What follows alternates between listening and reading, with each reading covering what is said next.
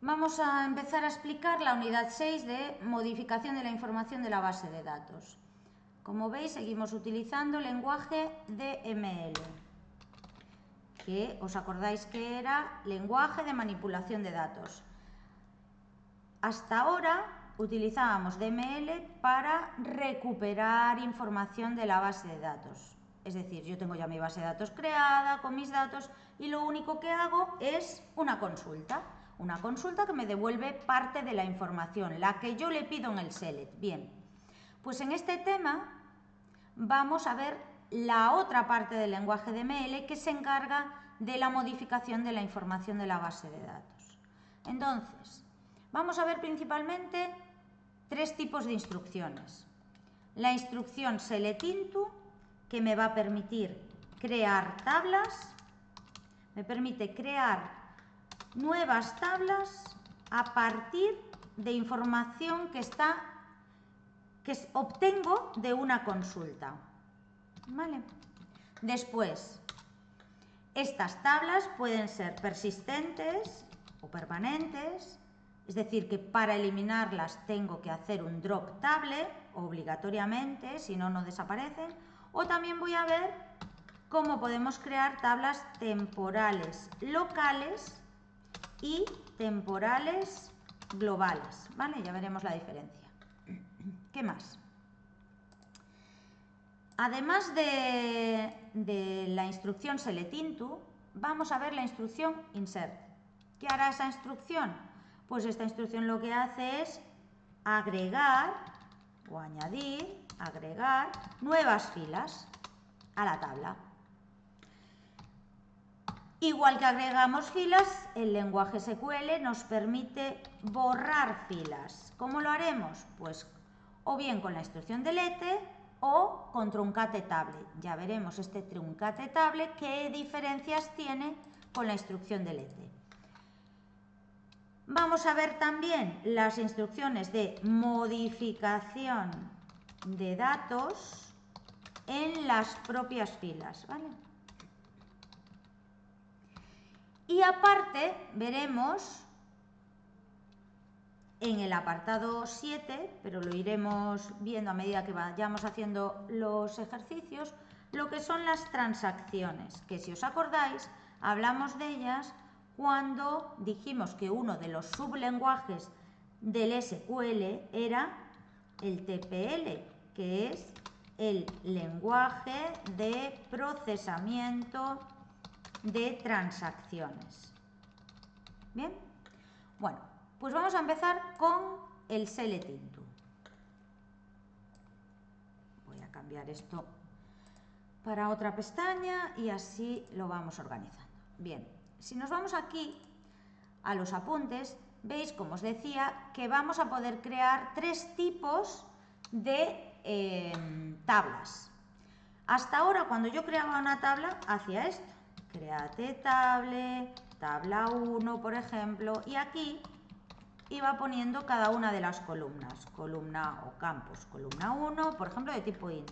Y no era, y era una columna obligatoria.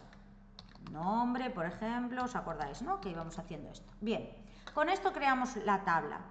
Bueno, pero la tabla, ¿cómo se creaba? Se creaba vacía. Después yo tenía que meterle datos. Vamos a ver cómo con la instrucción selectInto podemos crear tablas a partir de datos que ya tenemos en la base de datos. Por ejemplo, vamos a crear, lo podéis ir haciendo vosotros al mismo tiempo que lo voy explicando. Vamos a ir en la base de datos empresa, vamos a crear una copia de la tabla fabricante y le vamos a llamar fabricante 2. ¿Cómo lo hacemos? Tenemos la alternativa de ir al script de creación de la base de datos, coger la instrucción create table y hacer las inserciones de las filas correspondientes. Bueno, pero normalmente si yo lo que quiero es hacer una prueba y no quiero tocar la tabla original, lo puedo hacer con un selectInto. Hago select hago el select con los datos que quiero meter en la tabla nueva. En este caso, ¿yo qué quiero meter? Todas las columnas y todas las filas de fabricante. Bueno, pues entonces lo que hago es, primero compruebo si esta select funciona correctamente, ¿vale? Entonces al ejecutarla veo que efectivamente me devuelve todas las filas de fabricantes que tengo en mi base de datos. Pero yo lo que quiero, como hemos dicho, es crear una tabla nueva que se llame fabricante 2. ¿Cómo le indico a esta select que no me devuelva los datos, sino que los meta en una nueva tabla? Pues lo hago de la siguiente manera. Le digo, selecciona todo y mételo en fabricante 2. Si yo ejecuto esta instrucción, me va a decir 7 filas afectadas, porque tengo 7 filas aquí, y me va a crear la tabla nueva. ¿Lo veis? 7 filas afectadas. Bien, si yo ahora me voy al explorador de objetos, me voy a la base de datos empresa, a tablas, veréis como ahora tengo 2 tablas de fabricante. Pero ojo, no son copias exactas. ¿Por qué? Porque la tabla que creo me la crea sin claves primarias, sin claves foráneas, sin restricciones de ningún tipo. No va a tener los checks ni los unique. Fijaros la diferencia. La tabla fabricante tiene sus columnas código, que es clave primaria. Luego tiene una, no sé si tendrá alguna restricción, bueno, pero no tiene el índice de clave primaria. Pero si yo, por ejemplo, tuviese un check o esta tabla tuviese una foreign key, no aparecería. Veis como si yo me voy a fabricante 2, no tengo código como clave primaria, es una columna más. Lo único que va a mantener es el tipo de dato. Veis que aquí pone PK y tiene la llavecita, y en cambio aquí pone solo char de 3 y not null. Eso lo mantiene, el tipo de dato y si es obligatorio o no. Pero luego claves no aparece nada, y en cambio aquí aparece la clave primaria. En desencadenadores ya no había nada y en índices tampoco aparece nada. Bien, entonces, cuando creéis tablas de este tipo, tened en cuenta eso, que realmente no es una copia exacta, porque no va a tener ni claves ni restricciones. Bien, bueno, como veis, esa tabla se ha creado directamente debajo de la carpeta de tablas donde normalmente se crean nuestras tablas, ¿no? Bien, pues ahora vamos a crear una tabla temporal local. ¿Qué es eso de las tablas temporales y qué diferencia hay entre las locales y globales? Pues bien, vamos a ver. Una tabla temporal implica que cuando yo cierre la sesión desaparece. Pero hay dos tipos. Vamos a ver primero las tablas temporales locales. Estas tablas temporales locales, para identificarlas como tales, se le pone delante de su nombre una almohadilla. Con eso estamos identificando, el servidor identifica que esa tabla no va a ser persistente, que no voy a cerrar el servidor y cuando vuelva a conectarme va a estar ahí, que no me desconecto y al conectar sigue. No, esta no va a estar. Pero además, como solo tiene una almohadilla, es local. ¿Eso qué quiere decir? Que solo se va a poder ver en la sesión en la que se creó. Fijaros, yo aquí me estoy conectando y fijaros cuando yo me pongo encima que pone que estoy conectada como estudiante. ¿Lo veis? Y aquí, si me pongo encima, me dice también que estoy conectada como estudiante. Lo veis al final, ¿no? Que pone al final de todo estudiante. Y entre paréntesis pone 52. Pero en cambio aquí, ¿qué pone? 53. Son conexiones diferentes. Entonces, si yo en esta conexión, en esta sesión, creo una tabla temporal local, solo puedo verla en esa sesión. Vamos a hacer la prueba. Vamos a crear, vamos a ver si tenemos por aquí un ejemplo y así utilizamos ya el mismo de los apuntes. Dime, David. Dime, sí. Entonces, As sesións nunca van ser iguales, non? No, ti cada vez que abres aquí unha nova consulta estás abrindo unha nova conexión, unha nova sesión. Entonces, o que fagas nunha é independiente da outra. Aquela nunca vai coincidir ninguna.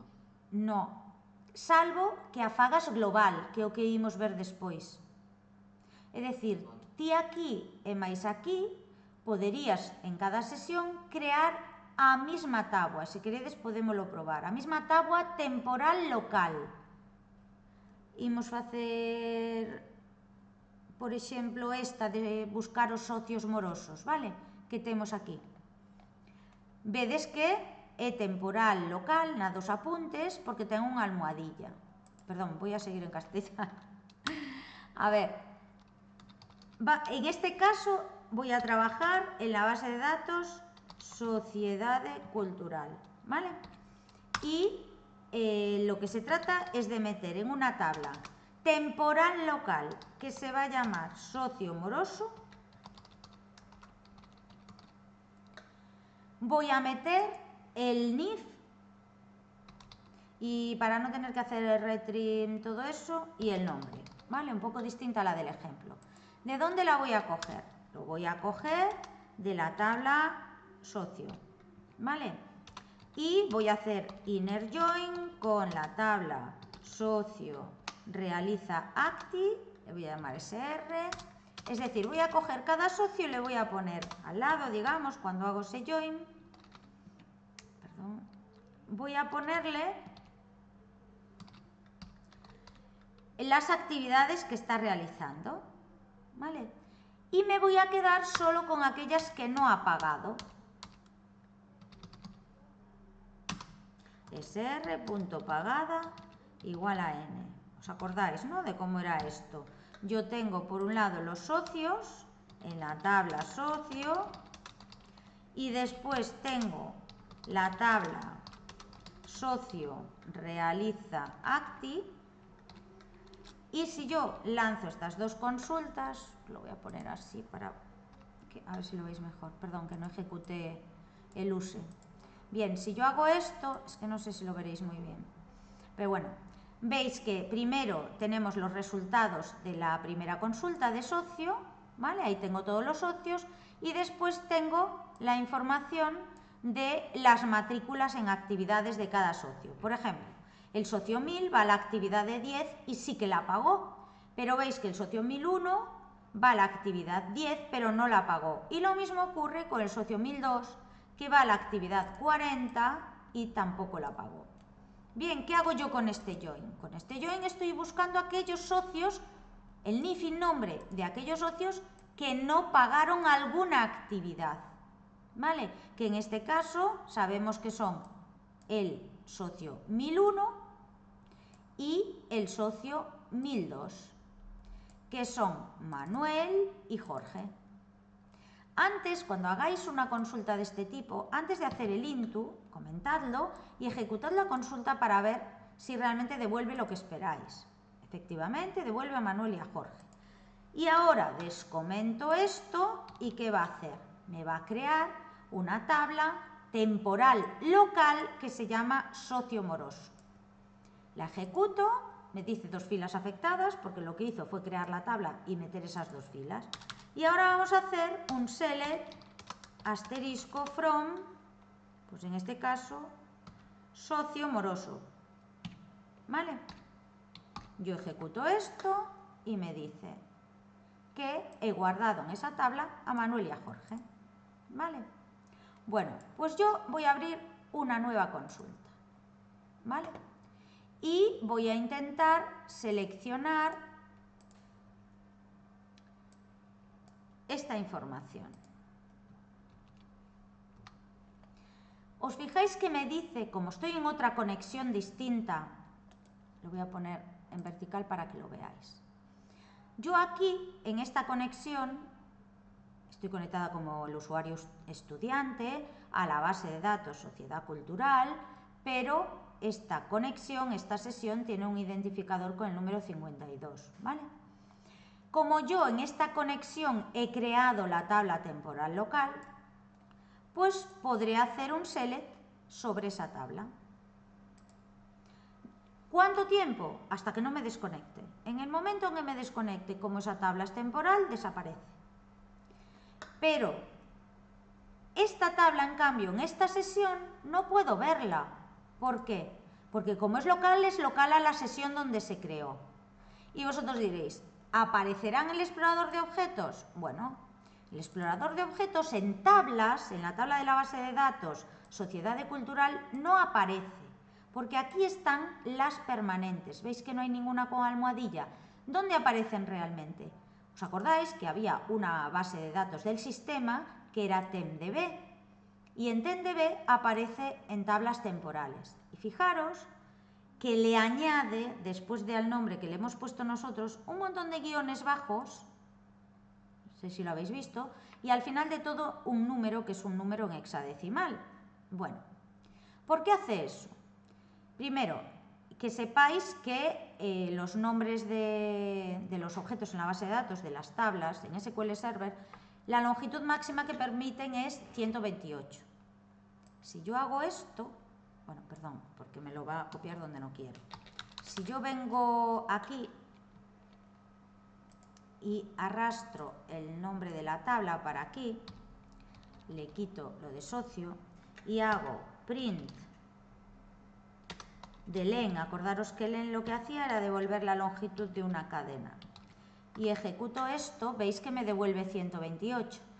Es decir, lo que está haciendo es guardar el nombre socio moroso con un identificador. ¿Por qué? Porque cuando yo estoy aquí en esta sesión, puedo crear una tabla local socio moroso, aunque haya otra. Para el servidor son tablas distintas. ¿Y cómo diferencia una de la otra? Por ese número que le pone al final. Lo que hace es completar hasta 128 con guiones bajos y al final pone un hexadecimal. El total del hexadecimal más el nombre no puede superar 128. Si yo ahora cojo esto, que es la creación de la tabla socio-moroso, acordaros que en esta sesión yo no puedo ver esa tabla. ¿Por qué? Porque se ha creado en la sesión que tenemos aquí en la izquierda. Si yo ahora copio aquí esto, me va a dejar crear otra que se llama socio moroso, ¿lo veis? Si ahora yo vengo aquí y actualizo la carpeta de tablas temporales, me aparecen dos. Entonces, ¿qué hace SQL Server para distinguirlas? Pues le añade un número distinto al final. ¿De acuerdo? Entonces, si veis eso de los guiones, que a todos nos resulta un poco chocante, ¿no?, cuando lo vemos ahí, pues es por eso. Vamos a ver cómo con las globales no lo hace. Ya os ha quedado claro, ¿no?, de que las locales solo podemos verlas en la sesión en que se han creado. Bueno, ahora yo voy a desconectar esta sesión, ¿vale? Entonces, yo cierro aquí. ¿Desea guardar los cambios? No, me está preguntando si quiero guardar las consultas que he hecho ahí. Le digo que no. Y ahora yo me voy aquí, actualizo las tablas temporales y veis que ya solo está la inicial, la 3. ¿Por qué? Porque al cerrar la sesión donde se creó, ya desaparece esa tabla temporal, ¿vale? Bien, vamos a pasar ahora a las temporales globales. Las temporales globales se crean con doble almohadilla. Es lo mismo, es hacer un select, añadirle into, pero para indicar que es global le pongo doble almohadilla.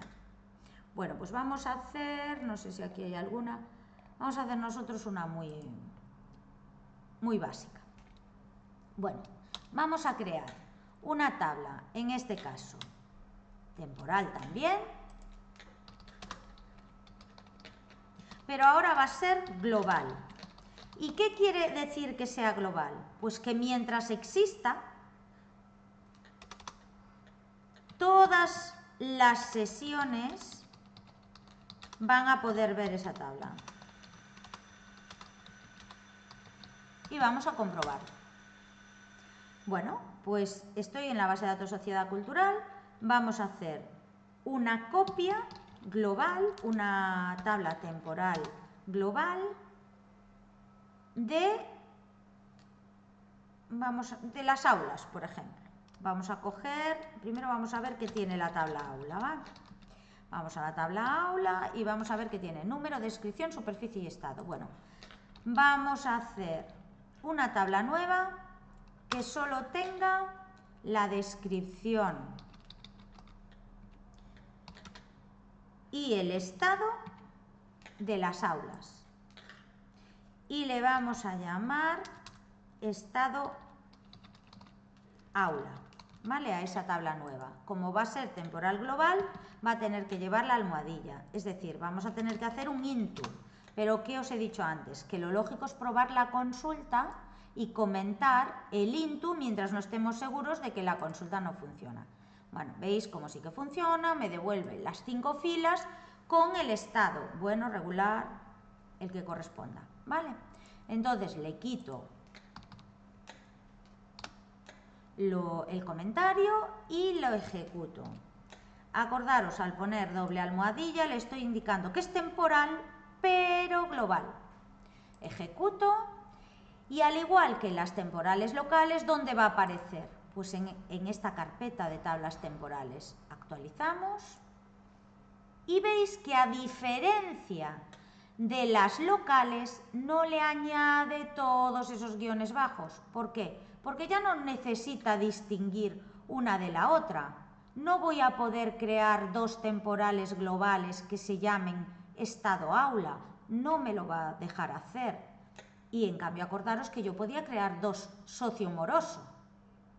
Bien, vamos a comprobar si estado aula se puede acceder a ella desde la sesión donde la he creado. Se supone que eso debería dejarnos, ¿no? Porque la acabo de crear en esta sesión. ¿Veis cómo me deja? Vamos a crear una nueva consulta. Veis que por defecto ya me la abre en Sociedad Cultural y intento acceder a ella. ¿Veis cómo sí que me permite acceder a ella? Lo que pasa que yo en la otra tenía marcado el resultado a texto y por eso salía así. Pero estoy viendo que se ve más claro a cuadrícula. Veis que según os pongáis aquí, os muestra los resultados a texto, a cuadrícula o incluso, a veces es interesante, llevarse los resultados a un archivo, ¿vale? Entonces ahí os dirá si queréis separar las columnas por coma, es para hacer un CSV. Entonces os dejaría hacer, ¿vale? Normalmente yo utilizo resultados a cuadrícula, que nos lo pone en formato tabla, o resultados a texto, ¿vale? Entonces, como veis, tanto desde esta sesión como desde la sesión donde creé la tabla, yo puedo acceder. ¿Cuándo desaparece esa tabla temporal global? Bueno, pues cuando el que la creó desconecte esa sesión, es decir, cuando esa sesión se desconecte, pero si, por ejemplo, hay alguien en otra sesión trabajando con esa tabla, le deja seguir trabajando. Es decir, si se está haciendo una consulta, si esa tabla está bloqueada por otra sesión, hasta que no la desbloquee no desaparece, ¿vale? Entonces vemos como las temporales aparecen en esta carpeta de la base de datos del sistema TenDB y vemos cómo podemos acceder a ellas desde cualquier sesión. Bien, ahora voy a cerrar la sesión donde la creé, que es esta de aquí. Veis que la hemos creado aquí cuando hicimos esta instrucción. Y vamos a ver qué pasa con esta sesión de aquí. Si yo me vengo aquí ya y actualizo, veis que ahora ya no hay ninguna tabla temporal, porque cerré la sesión donde había creado las otras dos. Por lo tanto, cuando yo ahora venga aquí y ejecute esta consulta, veis que ya me dice que no existe, que no es válida, ¿vale? Bien, entonces ya hemos visto la parte del select into, que como veis es simplemente, o sea, si alguien sabe hacer consultas, va a saber hacer select into, porque lo complicado del select into es hacer una consulta. ¿Qué tipos tenemos de tabla para crear? Si no le ponemos almohadilla, esa tabla para eliminarla hay que hacer drop table. En las temporales también podéis hacer drop table, ¿de acuerdo? Si la habéis creado y queréis eliminarla porque os habéis equivocado, por lo que sea, antes de cerrar la sesión os interesa, pues podéis hacer un drop table. Acordaros que siempre hay que poner almohadilla o doble almohadilla delante porque forma parte del nombre. Si vosotros escribieseis select asterisco from estado aula sin poner la doble almohadilla, os diría que la tabla no existe. Bien, pues vamos ahora, que ya hemos visto la parte de la creación de tablas a partir de select into, vamos a ver cómo se insertan filas. Pero antes, una cosa. Nosotros dijimos que para crear tablas lo que habíamos aprendido a hacer era esto, create table y aquí el nombre de la tabla, ¿sí? Que sepáis que con esta instrucción también podríamos crear tablas temporales locales si le ponemos una almohadilla delante o globales si le ponemos dos. Es decir, no es exclusivo del select into, ¿de acuerdo? Yo también lo puedo hacer en el propio create table. Bien, dicho esto, volvemos al insert y vamos a empezar. Dijimos que insert lo que hace es añadir nuevas filas. Bueno, para añadir nuevas filas hay una instrucción que es la instrucción insert, pero que tiene dos sintaxis diferentes. Vamos a verla por aquí. Tenemos esta primera sintaxis que tenéis aquí a la derecha, que si os fijáis hay que poner insert, into, eso en las dos sintaxis lo vais a necesitar, y el nombre de la tabla. En cualquiera de las dos veis que empieza así. A continuación ponemos los paréntesis con la lista de las columnas en las que vamos a meter datos. Y fijaros que cuando tengáis en una sintaxis corchetes, eso quiere decir que esa parte es opcional. Yo podría hacer esto, insert into, pues la tabla que sea, y no poner los paréntesis con la lista de campos, sí. Pero siempre es mejor poner la lista porque así sabemos dónde estamos metiendo cada uno de los valores. Bien, entonces, como os decía, aquí iríamos poniendo las columnas, los campos. ¿Vale? Acordaros que si es una lista muy larga de columnas y no queréis ir una a una, podéis ir a la tabla donde queréis hacer la inserción, imaginaros que fuese actividad, os vais aquí a columnas y arrastráis y os pone directamente la lista, ¿vale? Sin tener que ir una a una. Bien, y a continuación se pone valúes con un paréntesis y vamos poniendo ahí los valores. Si son números, imaginaros que esto fuese de tipo int, bueno, pues le ponemos el número. Lo siguiente, imaginaros que fuese un nombre, bueno, pues ponemos aquí texto. El texto, acordaros que se pone entre comillas, simples.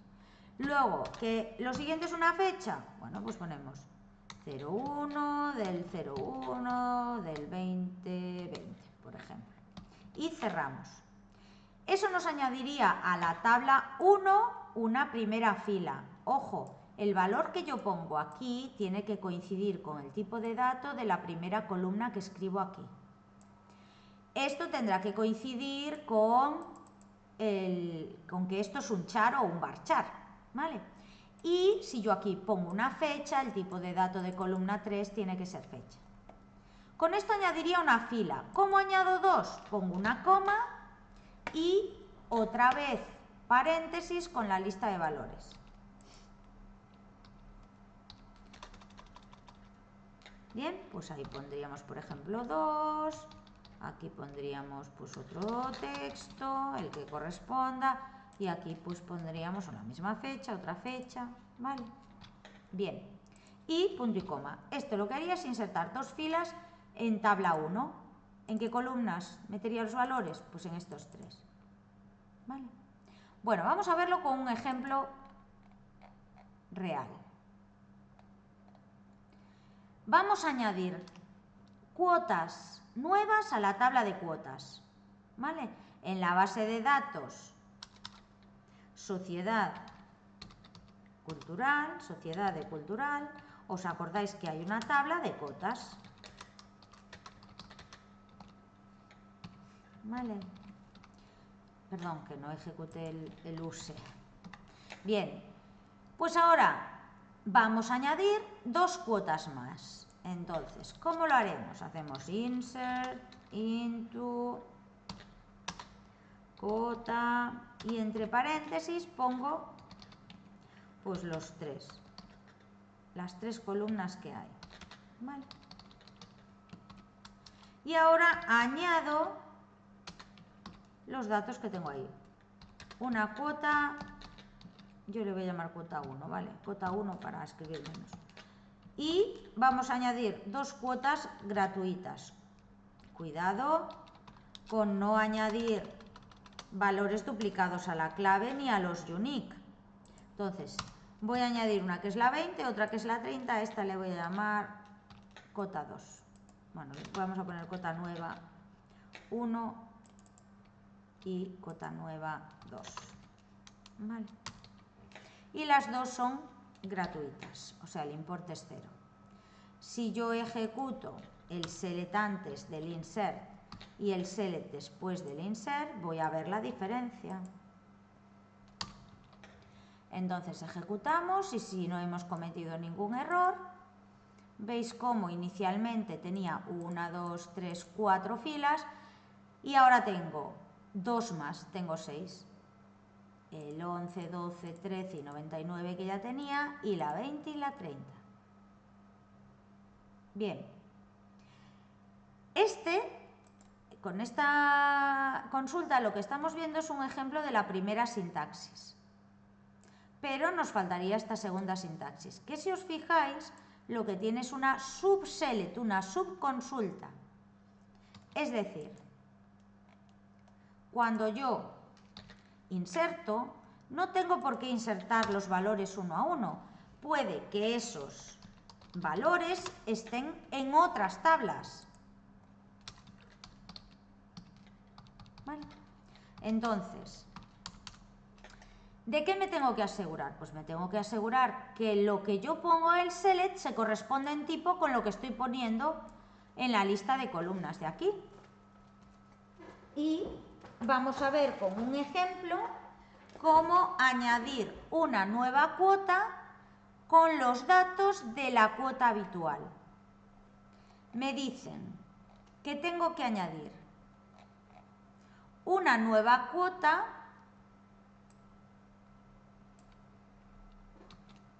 que tenga como código 80. Tiene que tener el mismo importe que la cuota habitual y se tiene que llamar nova.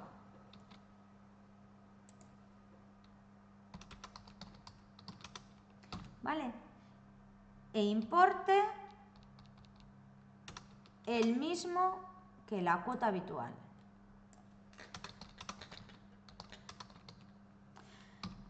Y no puedo ir a mirar previamente a hacer el insert qué valor tiene el importe de la cuota habitual. Entonces, ¿cómo lo hago? Le digo, inserta en la tabla cuota. ¿Qué tengo que insertar? Pues tengo que insertar las 3 columnas, código, nome e importe. Ahora ya no pongo value, necesito un select porque los datos están en la tabla. Están en una tabla, en este caso coincide que es en la misma. Entonces hago el from que me devuelva la fila a insertar. ¿Dónde está la cuota habitual? En cota. O sea, me permite hacer el select aunque vaya a insertar un dato nuevo. ¿Vale? Entonces hago select from cota y ¿qué datos voy a coger de esa tabla? Voy a coger el código. Pero, ojo, si yo cojo el código, ¿qué código me inserta? Bueno, primero, solo necesito aquellos datos de la que se llama habitual. Acordaros que los selects, primero se hace esto, es decir, el from, coge todos los datos de la tabla cota, es decir, esto, bueno, ahora mismo esto de aquí, porque hemos insertado 2 filas nuevas, y busca cuál se llama habitual. Es decir, antes de hacer el select, lo único que tiene es esta fila. 13, habitual 50. Pero ojo, la que yo tengo que insertar no es esta. Además, si lo intentase me daría un error porque estoy duplicando la clave primaria. Lo que me dicen es, en código mete un 80. Es decir, lo primero que me tiene que devolver es 80. El nombre es Nova. Y como importe me dice que coja el de habitual, pero no me vale con que vengáis aquí y pongáis un 50 directamente, no. Si yo tengo ya con ese select esta fila seleccionada, lo que tengo que poner aquí es importe, porque así me coge el del habitual. Si yo ejecuto esto, me va a aparecer 80, Nova, 50. Ahora ya puedo lanzar todo junto. Insertar, bueno, vamos a hacer como antes, un select asterisco from cota, antes y después de la inserción, para que veamos la diferencia. ¿Veis cómo pasamos de 6 filas a 7? Y ahora tengo una nueva, que es la que acabo de insertar, que tiene como código 80, porque se lo he puesto yo como un valor constante, un valor fijo en la primera columna. Luego Nova, y el importe cogió el mismo que tiene habitual. Como veis, coinciden el de la Nova con el de habitual. Entonces ya hemos visto dos maneras de hacer inserciones en las tablas. Si me dan los valores, los voy poniendo campo a campo, y si lo que me dicen es que busque la información en otra tabla, lo que hago es hacer un select en otra tabla o en la misma, cuando lo que tengo que insertar es el resultado de una consulta, digamos. Bien, ahora que hemos añadido filas, vamos a ver cómo se borran. Bueno, para borrar filas utilizamos delete, ¿vale? Y veremos también que se puede utilizar truncate table. Vamos a empezar por la sentencia delete, por la instrucción delete. Para borrar filas se pone delete, from, no es imprescindible poner el from, y la tabla. La tabla en este caso, ¿cuál va a ser? Cota. Quiero borrar las que he insertado, que eran la 20, la 30 y la 80. Entonces le digo, delete from cota. Si yo lo dejo así, lo que va a hacer es intentar borrar todas las filas que tengo. Pero ojo, como 11, que es de honra, está asociada, está asignada a algún socio, no me debería dejar borrarla. ¿Os acordáis que cuando creamos las tablas hicimos onDelete en las foreign keys y también poníamos onUpdate? Si el onDelete es noAction, ¿qué va a pasar? Que si yo tengo socios que tengan la cuota 11, no me la deja borrar. Si vosotros os fijáis y vais al explorador de objetos y cogéis el diagrama, vais a ver cómo socio está relacionado con cuota. Voy a ponerlo en vertical. Y aquí esta foreign key es FK socio cota. La clave foránea es codcota y está en el socio. ¿Eso qué quiere decir? Que cada socio tiene una cuota. Si hacéis select asterisco from socio, o bueno, vamos a poner nome codcota, y ejecutamos, veis que María tiene asignada la 11, Manuel la 12, Jorge la 99 y Carla la 11. Bien. ¿Qué va a pasar si yo intento borrar la cuota 11 que la tiene María y Carla? O la cuota 12 o la cuota 99. Bueno, pues va a pasar lo que le hayamos indicado en la foreign key. Si os vais aquí a socio, que es donde está la foreign key, y le dais botón derecho relaciones, tenéis aquí, tenéis varias, todas las foráneas de esa tabla, de la tabla socio, pero tenemos aquí la de socio con la tabla cota. Si nos vamos aquí a especificación de insert y update, ¿qué dice? Como regla de eliminación, que es sin acción, es decir, es no action, es restringida. Entonces, si yo hago esto, como no he indicado qué filas quiero borrar, lo que interpreta es que queremos borrar la tabla entera. Acordaros que en cota lo que teníamos era un montón de filas, las que teníamos originalmente, más las 3 que hemos añadido. Bien, si yo intento borrar me va a dar un error, porque me dice instrucción delete en conflicto con la restricción FK sociocota. Y me dice en qué valor, dice que ha aparecido en la base de datos Sociedad Cultural y en la columna codcota. Es decir, me está avisando que tenga cuidado porque estoy intentando borrar algo que está en la otra tabla, en la tabla de socios. Y el borrado es no action. Si fuese en cascada, pues al borrar cota borraría socio.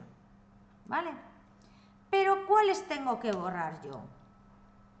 Si ahora hacemos un select asterisco, vemos que siguen las mismas filas porque ha producido un error. Bueno, pues lo que le tengo que decir para que borre solamente las que he creado nuevas es ponerle un filtro al borrado y decirle borra de cuota, donde se cumpla que el código es igual a 20, a 30 o a 80. Con esto, ¿vamos a tener problemas como antes? No, porque ni 20, ni 30, ni 80 están asignadas a socios. Voy a hacer este select debajo y si ejecutamos todo junto, el select sobre cuota antes y después del borrado, vamos a ver cómo sí me permite borrar. Si os vais a mensajes os dice primero 7 filas afectadas porque es lo que hizo en el primer select. En el borrado dice 3 filas afectadas, borró las 3 que habíamos añadido en ejercicios anteriores. Y al final, ¿con cuántas se queda? Con 4. ¿Vale? Si os fijáis, los mensajes salen tanto de error como de aviso, digamos, de notificación, en la pestaña mensajes. Y los resultados los tenéis aquí. Si lo ponéis todo a modo texto, os lo muestra todo seguido. ¿Ha borrado las que tenía que borrar? Efectivamente, la 20 ya no está, la 30 tampoco y la 80 tampoco. ¿Entendéis cómo funciona el borrado? Bueno, cualquier cosa me interrumpís. Bien. En este caso, veis que yo simplemente he hecho el where con un dato que tenía en la propia tabla. No he tenido que hacer ningún join, pero los borrados me permiten hacer join. Veremos también que las modificaciones, los updates, también me van a permitir hacer joins. Como veis en la sintaxis que tenemos en los apuntes, veis que además de este from, que podríamos no ponerlo, me permiten poner otro from. Aquí faltarían los corchetes, ¿vale? Porque también es opcional esa parte. Como veis aquí, no hemos puesto otro from debajo. Por lo tanto, esa parte es opcional. Tengo que corregirlo, pero ahí habría que meter otros corchetes para indicar que no es necesario siempre el join. Vale. Vamos a ver un ejemplo en el que sí lo necesitásemos. Bueno, primero, además de ver esto, vamos a ver, por ejemplo, este borrado. ¿Veis que en este borrado estoy utilizando una subconsulta? Lo que hago es decirle, borra de socio 2 aquellas filas cuyo número de socio esté en la lista de los números de socio que aparecen en socio realiza acti, es decir, que están haciendo actividades y que no las pagaran, ¿vale? Que tienen pagada igual a no. Primero vamos a hacer entonces una copia de socio temporal local para poder hacer ese tipo de pruebas. Entonces, lo que voy a hacer es un select into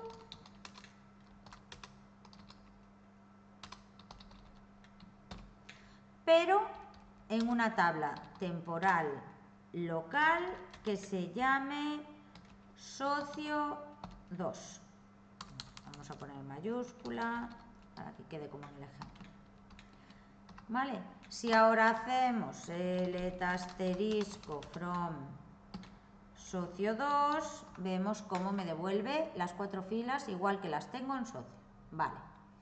Ahora voy a intentar borrar de esa tabla temporal aquellos socios que están haciendo actividades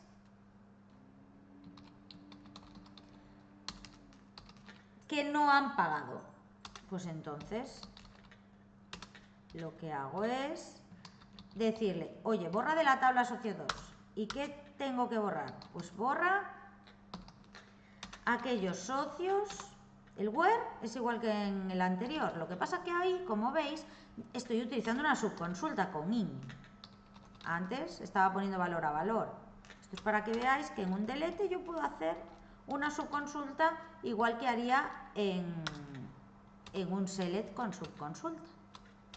Select num socio from socio realiza acti where pagada igual a n.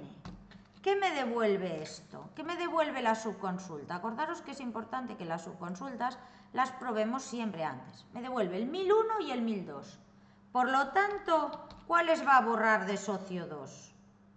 Pues va a borrar el 1001 y el 1002. Si ejecutamos las consultas así, seguidas, veis cómo 1001 y 1002, que eran los que realizaban actividades no pagadas, me aparecen ahora en la inicial, pero después del borrado han desaparecido. Bueno, aquí no hemos usado join. Vamos a usarlo en el siguiente ejemplo.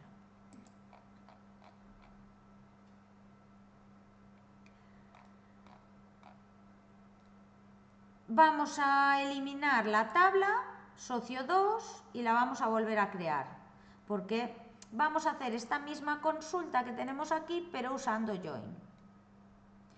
Entonces, ¿cómo lo hacemos? Acordaros que el drop table también funciona para las temporales, ¿eh? Bien. Yo ejecuto esto, me dice comandos completados correctamente, y si intento hacer un select ya me dice que no es válido porque no existe.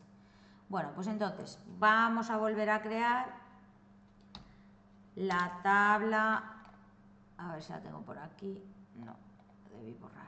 Entonces vamos a hacer un select asterisco into socio 2 from socio. Creamos de nuevo la tabla, socio 2, y ahora lo que vamos a hacer es esta misma select, este mismo delete que teníamos aquí, pero vamos a modificarlo para hacerlo con un join. ¿Qué hago entonces? Acabamos de decir que el delete puede tener un from. En ese from se puede hacer de otra manera, pero para que lo vayáis entendiendo. ¿Yo qué quiero buscar? Quiero buscar aquellos socios que están ¿dónde? Que están en socio realiza active. Voy a llamarle a esta S para hacerlo como cuando lo hacemos normalmente en una consulta, que no sea de borrado. Hacemos socio 2, inner join, ¿quién? Socio realiza active.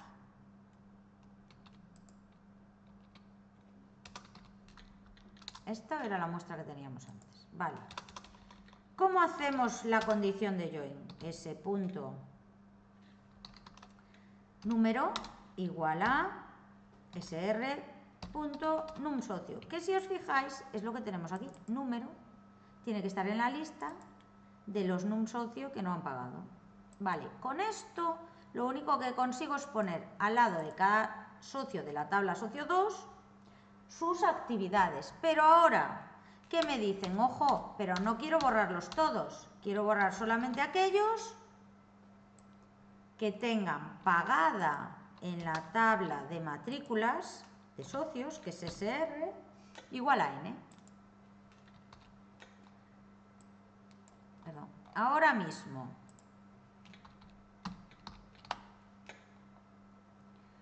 si yo hago un select asterisco from socio 2, me devuelve los 4 socios. Acordaros que cuando yo buscaba en socio realiza acti, ¿quiénes eran los que no habían pagado? Me salían el 1001 y el 1002.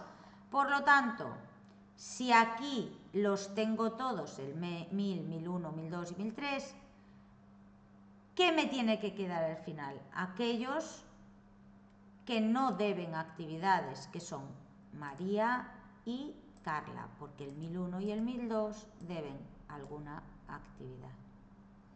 Si ejecutamos, vamos a poner el select también debajo. Bueno. Si ejecutamos todo junto, el select y antes el borrado y luego el otro select, veremos cómo esta consulta con join hace lo mismo que la consulta de antes con su consulta. ¿De acuerdo? Es para que veáis que funciona el join cuando lo ponemos en el delete. ¿Vale? Vamos a hacer un borrado de la tabla. Aquí simplemente lo que tenéis es dos sintaxis.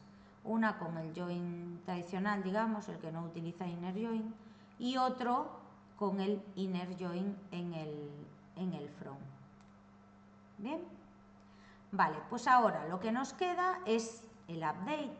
Y entonces con update voy a aprovechar para explicaros las transacciones. Vamos un poco a hacer este apartado y este juntos. Fijaros, ¿qué es esto de una transacción? Una transacción al final es un conjunto de instrucciones, de sentencias que queremos o que se ejecuten todas o que no se ejecute ninguna. Normalmente cuando utilizamos transacciones es porque queremos decidir nosotros si se guardan en la base de datos o si deshacemos esa operación.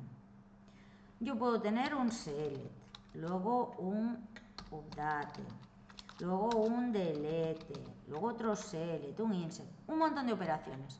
Pero para que la base de datos no quede incoherente, digamos, quiero que o se hace todo o no se haga nada. Entonces, ¿qué tengo que hacer? Antes de la primera instrucción, hago un begin tran. Con eso estoy indicando que empieza ahí una nueva transacción. También puedo poner transaction, pero normalmente se pone begin tran. Bien, hago mis operaciones y ¿qué pasa? Para cerrar esa operación y decirle, oye, sí, guárdalo en la base de datos, tengo que acometer la instrucción. Tengo que acometer la transacción, es decir, guardarla en la base de datos, hacer un commit. Si yo aquí tengo un update, un borrado, un delete, un insert, lo que sea, y no hago commit, no se graba en la base de datos. ¿De acuerdo? Para guardar lo que hay dentro de una transacción realmente que se refleje en la base de datos y que quede de manera permanente, tengo que hacer commit. ¿Vale? Y si quiero que se deshaga, lo que hago es rollback. ¿Vale? Bueno, una cosa más que también tiene que ver con las transacciones es el otro tipo de borrado que nos quedaba pendiente, que es el truncate table. Ojo con el truncate table. Truncate table lo que hace es vaciar la tabla entera, es decir, no tiene where, no le podemos poner una condición. ¿Para qué se utiliza? Se utiliza cuando quiero vaciar una tabla de la manera más rápida posible. Pero ojo, no voy a poder utilizarlo ni con filtros, es decir, con where, ni tampoco en tablas con claves foráneas, por ejemplo. ¿Para qué usaremos el truncate tabla? Imaginaros que habéis hecho una copia de una tabla que tiene 1.000.000 de filas, ¿vale? Que habéis hecho un select into para hacer pruebas, habéis hecho pruebas, tal, y ahora queréis vaciar la tabla. Bueno, pues entonces, imaginaros que eso fuese el caso de socio 2, que tuviésemos esa tabla creada y que tuviese 4 millones de filas. Bueno, pues ahora quiero vaciarla porque quiero seguir trabajando con ella, pero metiendo datos de otro lado, suponed. Bueno, pues entonces, si hago truncate table socio 2, lo que hago es que elimino las filas de manera mucho más rápida. ¿Por qué? No sé si os acordáis que dijimos que en las bases de datos había unos ficheros de log. En esos ficheros de log se registra todo lo que voy haciendo. ¿Para qué? Imaginaros que he borrado algo de más. ¿Cómo vuelvo atrás si no hay copia de seguridad? Pues lo que hago es buscar en el fichero de log y que el fichero de log me deshaga esas operaciones, ¿vale? Pero ¿qué pasa? La instrucción delete sí que guarda en el fichero de log. Guarda ese borrado que ha hecho. Pero si yo hago un truncate table, no voy a guardar nada. Es decir, si yo quiero recuperar esas filas, no voy a poder. Por eso os digo que lo normal es hacerlo en tablas pues, de pruebas. O en una tabla que voy a eliminar datos y imaginaros en una importación de información que quiero vaciarla porque ahora voy a coger datos de otra base de datos y quiero importarlos ahí. ¿De acuerdo? Entonces ahí sí que puedo vaciarla con un truncate table. Pero acordaros, no podéis poner truncate table where, es decir, no puedo vaciar aquellas cuyo código sea 24. Porque no me deja. ¿Vale? El truncate table vacía la tabla entera. Bien. Entonces, hay ocasiones en las que yo quiero que no se guarden los datos en la base de datos automáticamente. En estos ejemplos, cuando hacíamos el select antes y el select después, veíamos la información. Y si yo cierro la sesión y vuelvo a conectarme, esas filas no vuelven a aparecer, ¿de acuerdo? Pero a veces quiero probar primero las modificaciones. ¿Qué puedo hacer? Las modificaciones, hablo de inserciones, borrados, o sea, las actualizaciones en la base de datos. Puedo abrir una transacción, hacer los cambios que considere y hasta que yo no hago rollback o no hago commit,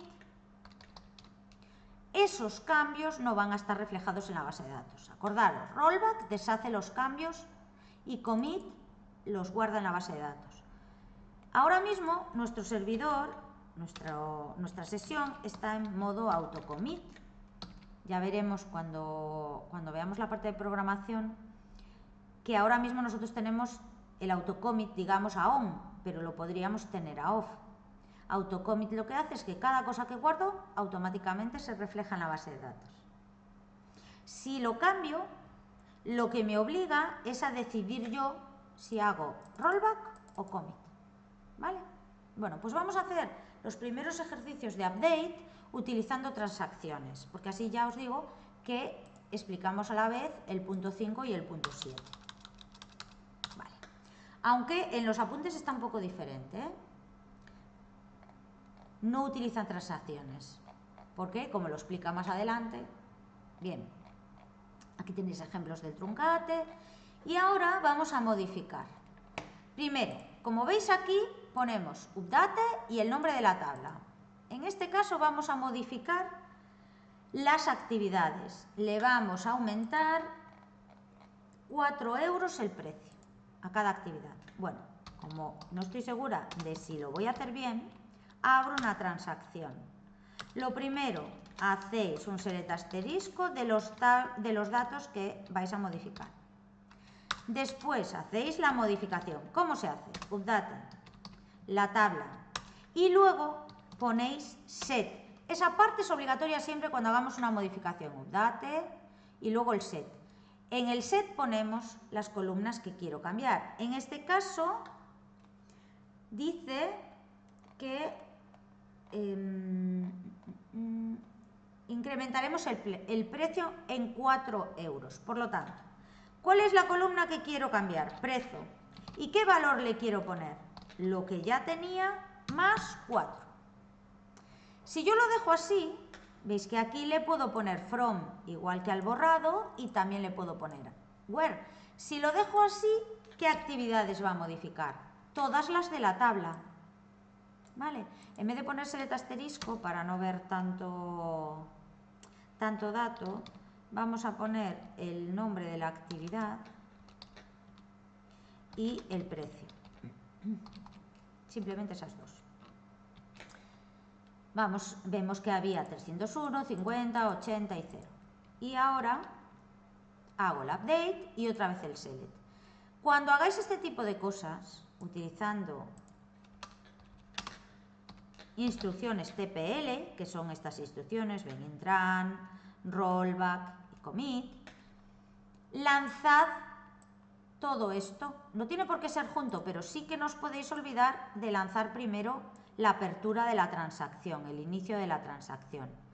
Podemos hacerlo todo seguido o, si queréis, vamos a irlo haciendo paso a paso. Aquí simplemente estoy abriendo una transacción. No me dice nada, solo comandos completados correctamente. Y ahora, como quiero ver lo que pasa, quiero comparar el resultado del select antes de la modificación y después, lo hago todo junto. Ejecuto y veis cómo antes del update yo tenía un precio de 301,55 y el último era 0 y ahora tengo 305,55, 54, 84 y 4. Es decir, ha incrementado en 4. Si yo hiciese commit, el precio quedaría así. Pero si quiero que vuelva al estado original, hago rollback. Ejecuto el rollback. Me dice comandos completados correctamente y ahora hago el select y veis cómo vuelvo a tener iniciación a informática 0, 80, 50, 301,55. Vamos a hacer lo mismo, pero con commit. Es decir, ahora voy a lanzar todas las instrucciones. La transacción ya se cerró, porque en el momento en que yo hago rollback, me cierra. Rollback es un poco distinto a commit. Si yo he ido abriendo transacciones, aquí una, dentro de esa abro otra, dentro otra, rollback deshace todo hasta la primera transacción abierta. O sea, va para atrás y va buscando todas las transacciones. Commit no. Si yo tengo 2 begin run, tengo que tener 2 commit, porque si no, las transacciones anteriores no se cierran.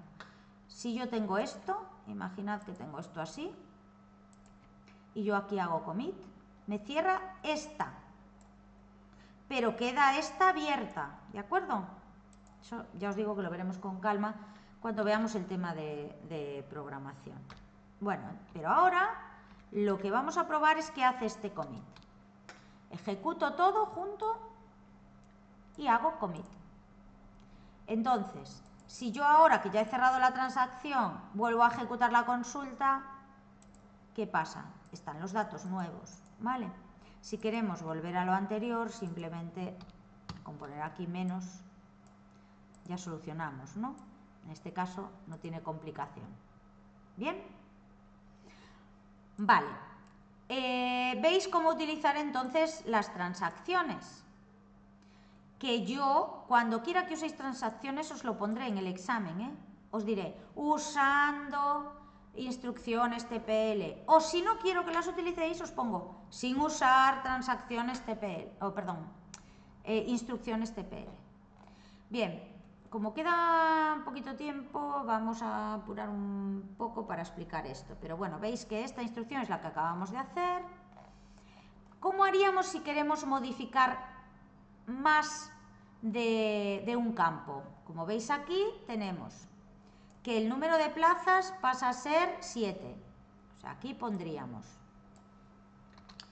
num plazas igual a num plazas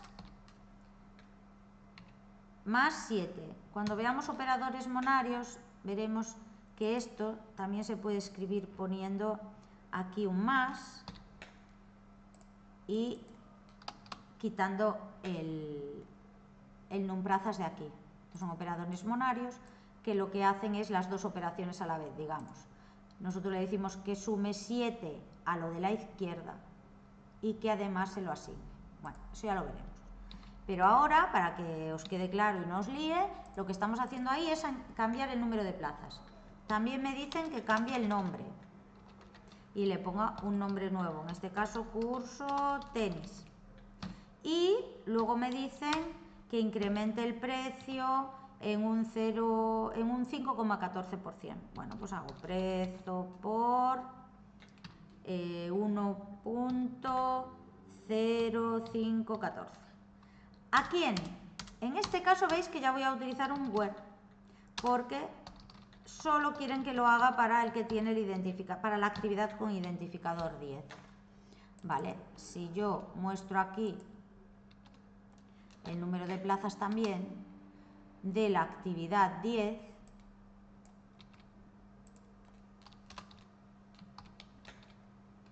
y aquí voy a hacer lo mismo y ejecuto todo, voy a hacer aquí rollback para no tener que andar deshaciendo,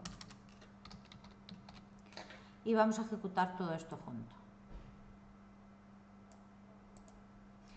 Inicialmente tenis para principiantes tenía 15 plazas y 301,55 y ahora veis que se llama curso tenis, tiene 22 plazas y hemos incrementado su precio. ¿Vale? Como he hecho rollback, ¿qué va a pasar? Si ahora vuelvo a ejecutar esto, me vuelve a aparecer tenis para principiantes 15 y 301, como podéis ver ahí. ¿Vale? Lo último, pues cómo podemos utilizar el join. Como veis es lo mismo, ¿lo veis? Que es lo mismo que con el update. Aquí añadimos un from y hacemos el join que corresponda, y si tenemos que poner un where, pues ponemos un where. ¿De acuerdo? Y podéis echar un vistazo vosotros a qué es esto de medidas para mantener la integridad de la información. Es simplemente daros cuenta de que no podemos insertar dos filas con la misma clave primaria, que no podemos poner dos valores en dos filas con el mismo unique, que no puedo ponerle a un socio un código de cuota que no existe en la tabla de cuotas porque estoy vulnerando la integridad referencial. Y aquí tenéis un ejemplo detallado con el error que os saldría si lo hacéis. ¿De acuerdo? Poner un null en una columna obligatoria. Pues todo esto lo tenéis aquí explicado, ¿de acuerdo? Le echáis un vistazo. Y lo del punto 7 es lo que acabamos de ver ahora con las transacciones. Y de este tema, pues sería todo. Si tenéis alguna duda, pues ya me vais comentando en los foros.